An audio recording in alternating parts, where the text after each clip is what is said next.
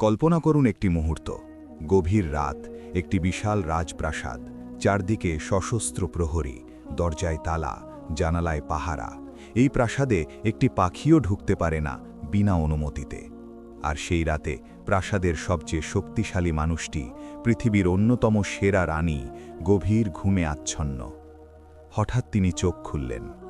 বালিশের পাশে একটি চিঠি। তিনি চারদিকে তাকালেন, কেউ নেই। প্রহরীরা শপথ করে বলল, কেউ ঢোকেনি, কিন্তু চিঠি এলো কোথা থেকে? এই চিঠি পাঠিয়েছিলেন এমন একজন নবী, যার বাহিনীতে ছিল মানুষ, জিন, সিংহ, বাঘ, হাতি এবং বাতাস পর্যন্ত তার আদেশ মানত। যিনি চোখের পলক ফেলার আগেই 1000 মাইল দূরের একটি সিংহাসন নিজের সামনে হাজির করতে পারতেন। আর সেই রানী? তাকে নিয়ে গুঞ্জন ছিল তিনি অর্ধেক মানুষ, অর্ধেক জিন। আজকে আমরা জানব কুরআনে বর্ণিত সেই অবিশ্বাস্য ঘটনা, রানী বিলকিস এবং নবী সুলাইমানের কাহিনী। এটি শুধু ইতিহাস না, এটি এমন একটি গল্প যা আপনার দৃষ্টিভঙ্গি চিরতরে বদলে দিতে পারে। ভিডিওটি শেষ পর্যন্ত দেখুন, কারণ শেষে এমন একটি রহস্য উন্মোচন হবে যা আপনি আগে কোথাও শোনেননি। আর যদি এই ধরনের ইতিহাসের অজানা গল্প জানতে চান, এখনই চ্যানেলটি সাবস্ক্রাইব করুন এবং বেলটি চাপুন। চলুন শুরু করি। ইতিহাসে এমন কোনো সেনাবাহিনী ছিল না এবং আর কখনো হবেও না যেটা নবী সুলাইমানের বাহিনীর মতো।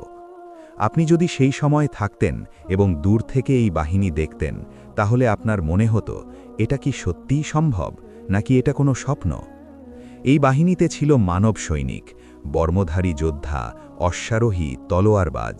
এরা ছিল সাধারণ সেনাবাহিনীর মতোই, কিন্তু এর পাশাপাশি ছিল এমন কিছু যা কোনো শত্রু কল্পনাও করতে পারত না। জিন সৈনিক। হ্যাঁ, মানুষের চোখে সম্পূর্ণ অদৃশ্য এই জিন যোদ্ধারা ছিল বাহিনীর সবচেয়ে ভয়ঙ্কর অংশ। শত্রুপক্ষ দেখতে পেত সামনে মানুষ আসছে, কিন্তু অদৃশ্য কোনো শক্তি তাদের আঘাত করছে। অস্ত্র নিজেরাই নড়ছে, দেয়াল ভেঙে পড়ছে, কেউ নেই, কিন্তু সব হচ্ছে। এই দৃশ্য দেখে যে কোনো শত্রু মাটিতে বসে পড়ত। প্রাণীবাহিনীতে ছিল সিংহ, যিনি ছিলেন প্রাণীদের নেতা, বাঘ, হাতি এবং আরও বহু হিংস্র প্রাণী।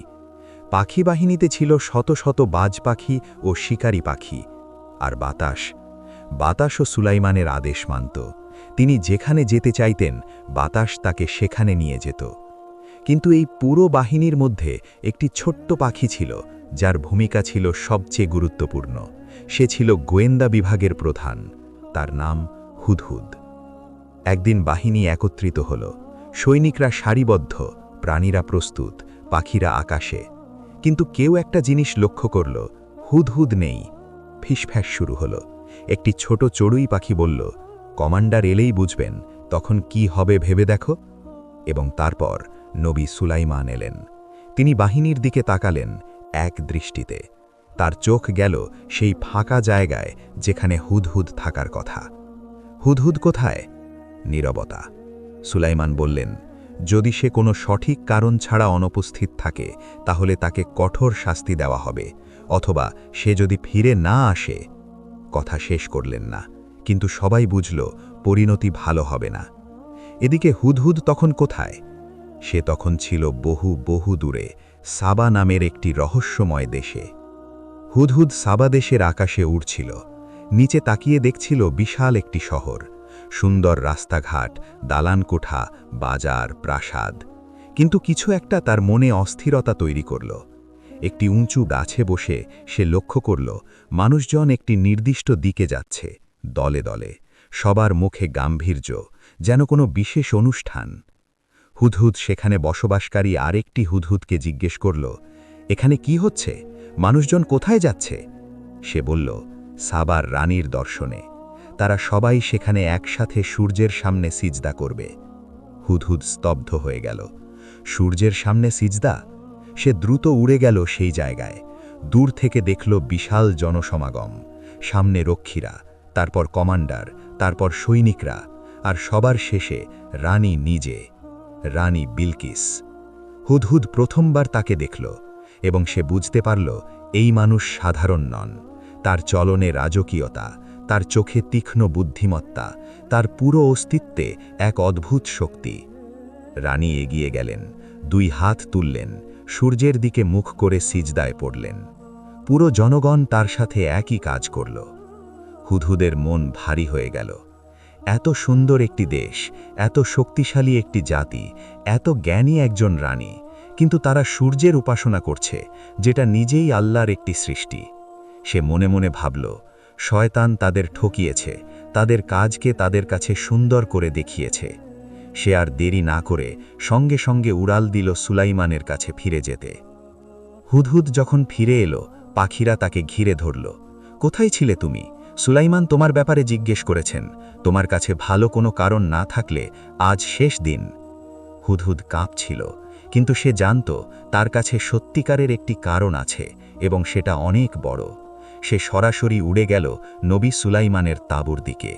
সুলাইমান তখন রাতের খাবার খাচ্ছিলেন। হুদহুদ জানালা দিয়ে ঢুকল, চুপচাপ টেবিলের কোণায় বসল, মাথা নিচু করল, ভয়ে কাঁপছে। কিন্তু সে জানে এই মুহূর্তে সে যদি সত্য না বলে সবচেয়ে বড় ভুল করবে। সে ধীরে ধীরে মাথা তুলল, বিনয়ের সাথে সালাম দিল এবং বলল, হে আমার বাদশাহ, আমি এমন একটি সংবাদ নিয়ে এসেছি যা আপনি জানেন না। এক দূর দেশে এমন এক নারীকে দেখেছি যিনি সাবার জাতির উপর শাসন করছেন। তার কাছে আছে বিশাল সিংহাসন, অপরিসীম সম্পদ। কিন্তু হে নবী, তিনি এবং তার পুরো জাতি আল্লাহর পরিবর্তে সূর্যের উপাসনা করছে। শয়তান তাদের এই কাজকে তাদের কাছে সুন্দর করে দেখিয়েছে। কক্ষে নীরবতা নেমে এলো। সুলাইমান খাবার রেখে দিলেন, হুদহুদের দিকে তাকালেন দীর্ঘ একটি মুহূর্ত। তারপর বললেন, আমরা যাচাই করব তুমি সত্য বলছো কিনা। আমি একটি চিঠি লিখব, তুমি সেটি রানীর কাছে পৌঁছে দেবে এবং দেখবে তারা কি প্রতিক্রিয়া দেখায়।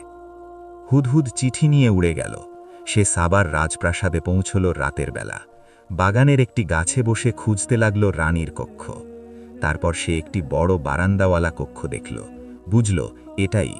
সে উড়ে গেল খোলা জানালার দিকে, ভেতরে ঢুকল, ছাদের একটি আড়ালে লুকালো।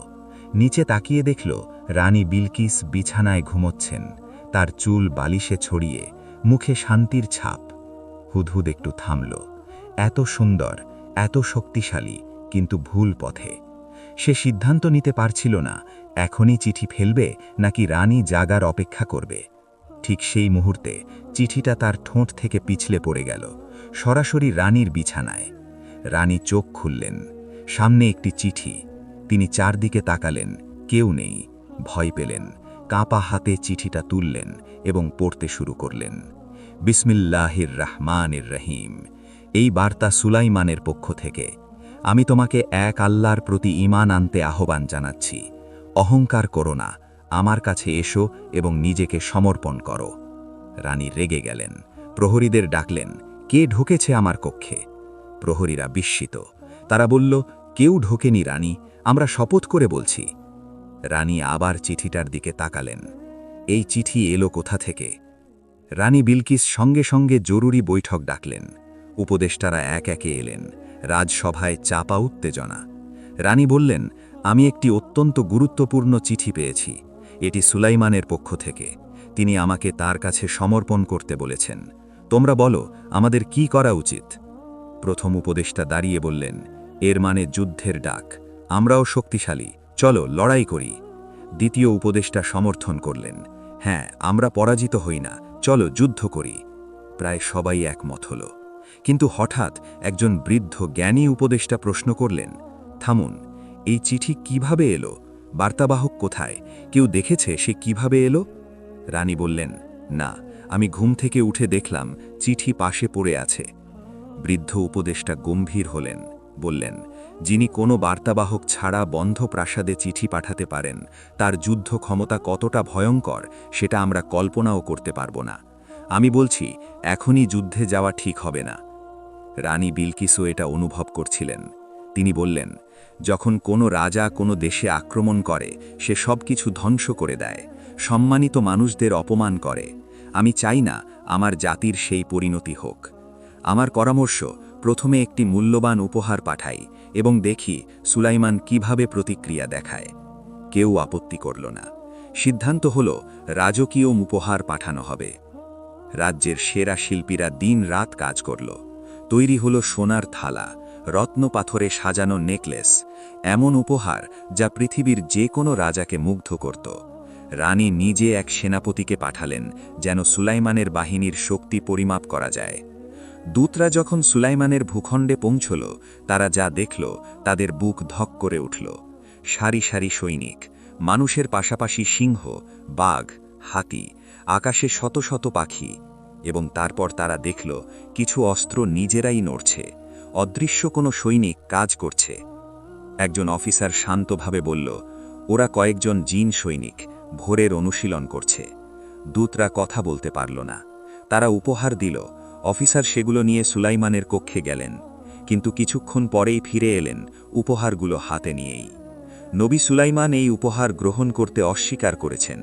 তারপর তিনি সুলাইমানের বার্তা পড়লেন। কিন্তু এই প্রাসাদ তৈরির পেছনে কি শুধু সৌন্দর্যের উদ্দেশ্য ছিল? না, এখানেই লুকিয়ে আছে গল্পের সবচেয়ে রহস্যময় অংশ। সুলাইমান কিছু গোপন তথ্য পেয়েছিলেন। জিনরা গুজব ছড়িয়েছিল রানী বিলকিস অর্ধেক মানুষ, অর্ধেক জিন। কিন্তু সুলাইমান জিনদের সম্পর্কে ভালো করে জানতেন। জিনরা মিথ্যাবাদী, তারা গুজব ছড়ায়। কেন? কারণ তারা চায়নি সুলাইমান বিলকিসের প্রতি আগ্রহী হন। তারা ভয় পেত যদি সুলাইমানের পুত্র জন্মায় যে তার পিতার মতো শাসন করে, তাহলে জিনরা আরও দীর্ঘকাল বন্দী থাকবে। তাই সুলাইমান এই কাঁচের মেঝে তৈরি করলেন, যাতে রানী মেঝেতে পানি ভেবে কাপড় তোলেন, এবং তখন তিনি দেখতে পাবেন রানীর পা কেমন। জিনদের পায়ে লোম থাকে। রানী বিলকিস যখন প্রাসাদে প্রবেশ করলেন এবং মেঝে দেখলেন, তিনি ভাবলেন এটা পানি। তিনি কাপড় তুললেন। সুলাইমান তাকালেন। রানীর পা সম্পূর্ণ মানুষের মতো। সন্দেহ দূর হল, রানী বিলকিস একজন পূর্ণ মানুষ। রানী বিলকিস প্রাসাদে ঢুকলেন, চারদিকে তাকালেন। সোনার স্তম্ভ, রত্নখচিত দরজা, প্রতিটি কোণে অলঙ্করণ। এমন প্রাসাদ তিনি জীবনে দেখেননি। তারপর সুলাইমান তাকে নিয়ে গেলেন একটি বিশেষ কক্ষে। সেখানে একটি সিংহাসন। সুলাইমান জিজ্ঞেস করলেন, এটা কি তোমার সিংহাসন? রানী ভালো করে তাকালেন। হুবহু তার সিংহাসনের মতো, কিন্তু কিছু একটা আলাদা, কিছু পরিবর্তন হয়েছে। তিনি বললেন, এটা দেখতে আমার সিংহাসনের মতোই। তারপর তিনি বুঝলেন এটা সত্যিই তার সিংহাসন, তার দেশ থেকে। তিনি রওনা হওয়ার আগেই এটা এখানে এসে গেছে। সিংহাসনের নিচে একটি বার্তা, আমরা আল্লাহর কাছে আত্মসমর্পণকারী। রানী বিলকিস স্তব্ধ হয়ে দাঁড়িয়ে রইলেন। এই মানুষের ক্ষমতা কতটা অসীম! দুপুরে আহারের সময় সুলাইমান রানীর পাশে বসলেন। তিনি কথা বললেন, ধীরে, স্পষ্টভাবে। আল্লাহ সূর্য সৃষ্টি করেছেন মানুষের সেবায়। সূর্য আল্লাহর একটি সৃষ্টি মাত্র। যে সৃষ্টিকর্তাকে ছেড়ে সৃষ্টির উপাসনা করে, সে নিজের বুদ্ধিকে অপমান করে। রানী বিলকিস চুপ করে শুনলেন। এই কথাগুলো তার ভেতরে ঢুকে গেল, যেন কেউ তার বুকের ভেতরে একটা জট খুলে দিল। এতদিন তারা সূর্যের উপাসনা করত, কারণ শয়তান এটাকে সুন্দর করে দেখিয়েছিল। সত্যটা সামনে ছিল, কিন্তু চোখ ছিল ঢাকা। ঠিক সেই মুহূর্তে তার উপদেষ্টারা এসে বলল, রানী, সূর্য অস্ত যাওয়ার সময় হয়েছে, আমাদের উপাসনার সময়। রানী বিলকিস ঘুরে তাকালেন এবং বললেন, হে মূর্খেরা, তোমরা কি এখনও বিশ্বাস করো সূর্য উপাসনার যোগ্য? শয়তান আমাদের সম্পূর্ণ বিশ্বাসকে আমাদের কাছে সুন্দর করে দেখিয়েছিল। এখান থেকে সরে যাও। উপদেষ্টারা ভয় পেয়ে সরে গেল, এবং রানী বিলকিস, সেই রানী যিনি আফ্রিকা থেকে দক্ষিণ আরব পর্যন্ত বিস্তৃত রাজ্যের শাসক, তিনি হৃদয় থেকে স্বীকার করলেন, আমি এতদিন নিজেকেই ধোঁকা দিয়ে এসেছি। আমি সাক্ষ্য দিচ্ছি, আল্লাহ ছাড়া কোনো মাবুদ নেই, এবং সুলাইমান তার নবী। তিনি ইসলাম গ্রহণ করলেন। রানীর পরিবর্তন দেখে তার উপদেষ্টারাও একে একে ফিরে এলেন। খবর ছড়িয়ে পড়ল সাবার পুরো রাজ্যে, রানী ইসলাম গ্রহণ করেছেন। একটি জাতি যারা হাজার বছর ধরে সূর্যের উপাসনা করে আসছিল, তারা একদিনে বদলে গেল। তারা সূর্যের পূজা ছেড়ে দিল, একমাত্র আল্লাহর সামনে সিজদা করতে শুরু করল। এই পরিবর্তন এনেছিল একটি ছোট্ট হুদহুদ পাখি, যে সেদিন নিজের সৈন্যবাহিনী ছেড়ে অজানা দেশে উড়ে গিয়েছিল, যে কেঁপে কেঁপে নবীর সামনে সত্য বলেছিল, যে জানালা দিয়ে ঢুকে চিঠি পৌঁছে দিয়েছিল। একটি ছোট্ট পাখির সাহস পুরো একটি জাতির ভবিষ্যৎ বদলে দিয়েছিল। এখন আসি সেই প্রশ্নে যা আপনারা সবাই জানতে চান, রানী বিলকিস কি সত্যি অর্ধেক মানুষ এবং অর্ধেক জিন ছিলেন? এই ধারণা কোথা থেকে এলো? কিছু পুরনো কাহিনীতে বলা হয়েছে বিলকিসের পিতা ছিলেন একজন ইফরিত অর্থাৎ শক্তিশালী জিন এবং মাতা ছিলেন একজন মানবী রানী। এই মিলনের ফলেই বিলকিসের জন্ম। এই কারণেই নাকি তার মধ্যে মানবীয় সৌন্দর্য এবং কিছু অতিমানবীয় বৈশিষ্ট্য ছিল। কিন্তু ইসলামী আলেমরা কি বলেন? অধিকাংশ ইসলামী আলেম একমত বিলকিস ছিলেন একজন সম্পূর্ণ মানুষ। এই অর্ধেক জিন গুজবটি ছড়িয়েছিল জিনরা নিজেরাই। কারণ কি? জিনরা ভয় পেত যদি সুলাইমান বিলকিসকে বিবাহ করেন এবং তাদের পুত্র জন্মায়, তাহলে সেই পুত্রও হয়তো পিতার মতো জিনদের নিয়ন্ত্রণ করতে পারবেন এবং তারা আবার দীর্ঘকাল বন্দী থাকবেন। তাই তারা এই গুজব ছড়িয়েছিল, বিলকিস অর্ধেক জিন, সুলাইমান তাকে বিবাহ করবেন না। কুরআনে সরাসরি কোথাও বলা হয়নি বিলকিস অর্ধেক জিন। ইথিওপিয়ার পুরনো ধর্মীয় গ্রন্থগুলোতেও তাকে মানবী হিসাবেই বর্ণনা করা হয়েছে, একজন জ্ঞানী আধ্যাত্মিক রানী হিসাবে। এবং সুলাইমান নিজেও কাঁচের মেঝে দিয়ে পরীক্ষা করে নিশ্চিত হয়েছিলেন বিলকিস একজন পূর্ণ মানুষ। এই গল্প শুধু একটি রানী আর একজন নবীর গল্প নয়। এই গল্পে আছে অনেক গভীর শিক্ষা। প্রথম শিক্ষা, একটি ছোট্ট পাখির সাহস। হুদহুদ একটি ছোট্ট পাখি, সে সৈন্যবাহিনীর সবচেয়ে ছোট মদস্য, কিন্তু সে সেদিন সাহস করে একা চলে গিয়েছিল। ভয় পেয়েছিল, কিন্তু সত্য বলেছিল। আপনার জীবনেও হয়তো এমন মুহূর্ত আসবে যখন আপনাকে একা সিদ্ধান্ত নিতে হবে। সবাই ভুল পথে যাচ্ছে, কিন্তু আপনি জানেন সত্যটা কোথায়। সেই মুহূর্তে হুদহুদের মতো সাহসী হন। কিন্তু এই প্রাসাদ তৈরির পেছনে কি শুধু সৌন্দর্যের উদ্দেশ্য ছিল? না, এখানেই লুকিয়ে আছে গল্পের সবচেয়ে রহস্যময় অংশ। সুলাইমান কিছু গোপন তথ্য পেয়েছিলেন। জিনরা গুজব ছড়িয়েছিল রানী বিলকিস অর্ধেক মানুষ অর্ধেক জিন। কিন্তু সুলাইমান জিনদের সম্পর্কে ভালো করে জানতেন। জিনরা মিথ্যাবাদী, তারা গুজব ছড়ায়। কেন? কারণ তারা চায়নি সুলাইমান বিলকিসের প্রতি আগ্রহী হন। তারা ভয় পেত যদি সুলাইমানের পুত্র জন্মায় যে তার পিতার মতো শাসন করে, তাহলে জিনরা আরও দীর্ঘকাল বন্দী থাকবে। তাই সুলাইমান এই কাঁচের মেঝে তৈরি করলেন, যাতে রানী মেঝেতে পানি ভেবে কাপড় তোলেন, এবং তখন তিনি দেখতে পাবেন রানীর পা কেমন। জিনদের পায়ে লোম থাকে। রানী বিলকিস যখন প্রাসাদে প্রবেশ করলেন এবং মেঝে দেখলেন, তিনি ভাবলেন এটা পানি। তিনি কাপড় তুললেন। সুলাইমান তাকালেন। রানীর পা সম্পূর্ণ মানুষের মতো। সন্দেহ দূর হল, রানী বিলকিস একজন পূর্ণ মানুষ। রানী বিলকিস প্রাসাদে ঢুকলেন, চারদিকে তাকালেন। সোনার স্তম্ভ, রত্নখচিত দরজা, প্রতিটি কোণে অলঙ্করণ। এমন প্রাসাদ তিনি জীবনে দেখেননি। তারপর সুলাইমান তাকে নিয়ে গেলেন একটি বিশেষ কক্ষে। সেখানে একটি সিংহাসন। সুলাইমান জিজ্ঞেস করলেন, এটা কি তোমার সিংহাসন? রানী ভালো করে তাকালেন। হুবহু তার সিংহাসনের মতো, কিন্তু কিছু একটা আলাদা, কিছু পরিবর্তন হয়েছে। তিনি বললেন, এটা দেখতে আমার সিংহাসনের মতোই। তারপর তিনি বুঝলেন এটা সত্যিই তার সিংহাসন, তার দেশ থেকে। তিনি রওনা হওয়ার আগেই এটা এখানে এসে গেছে। সিংহাসনের নিচে একটি বার্তা, আমরা আল্লাহর কাছে আত্মসমর্পণকারী। রানী বিলকিস স্তব্ধ হয়ে দাঁড়িয়ে রইলেন। এই মানুষের ক্ষমতা কতটা অসীম! দুপুরে আহারের সময় সুলাইমান রানীর পাশে বসলেন। তিনি কথা বললেন, ধীরে, স্পষ্টভাবে। আল্লাহ সূর্য সৃষ্টি করেছেন মানুষের সেবায়। সূর্য আল্লাহর একটি সৃষ্টি মাত্র। যে সৃষ্টিকর্তাকে ছেড়ে সৃষ্টির উপাসনা করে, সে নিজের বুদ্ধিকে অপমান করে। রানী বিলকিস চুপ করে শুনলেন। এই কথাগুলো তার ভেতরে ঢুকে গেল, যেন কেউ তার বুকের ভেতরে একটা জট খুলে দিল। এতদিন তারা সূর্যের উপাসনা করত, কারণ শয়তান এটাকে সুন্দর করে দেখিয়েছিল। সত্যটা সামনে ছিল, কিন্তু চোখ ছিল ঢাকা। ঠিক সেই মুহূর্তে তার উপদেষ্টারা এসে বলল, রানী, সূর্য অস্ত যাওয়ার সময় হয়েছে, আমাদের উপাসনার সময়। রানী বিলকিস ঘুরে তাকালেন এবং বললেন, হে মূর্খেরা, তোমরা কি এখনও বিশ্বাস করো সূর্য উপাসনার যোগ্য? শয়তান আমাদের সম্পূর্ণ বিশ্বাসকে আমাদের কাছে সুন্দর করে দেখিয়েছিল। এখান থেকে সরে যাও। উপদেষ্টারা ভয় পেয়ে সরে গেল, এবং রানী বিলকিস, সেই রানী যিনি আফ্রিকা থেকে দক্ষিণ আরব পর্যন্ত বিস্তৃত রাজ্যের শাসক, তিনি হৃদয় থেকে স্বীকার করলেন, আমি এতদিন নিজেকেই ধোঁকা দিয়ে এসেছি। আমি সাক্ষ্য দিচ্ছি, আল্লাহ ছাড়া কোনো মাবুদ নেই, এবং সুলাইমান তার নবী। তিনি ইসলাম গ্রহণ করলেন। রানীর পরিবর্তন দেখে তার উপদেষ্টারাও একে একে ফিরে এলেন। খবর ছড়িয়ে পড়ল সাবার পুরো রাজ্যে, রানী ইসলাম গ্রহণ করেছেন।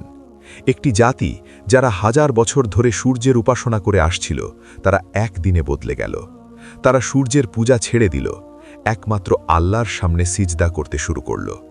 এই পরিবর্তন এনেছিল একটি ছোট্ট হুদহুদ পাখি, যে সেদিন নিজের সৈন্যবাহিনী ছেড়ে অজানা দেশে উড়ে গিয়েছিল, যে কেঁপে কেঁপে নবীর সামনে সত্য বলেছিল, যে জানালা দিয়ে ঠুকে চিঠি পৌঁছে দিয়েছিল।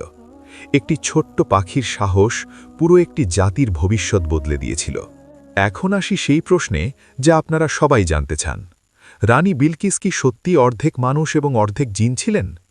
এই ধারণা কোথা থেকে এলো?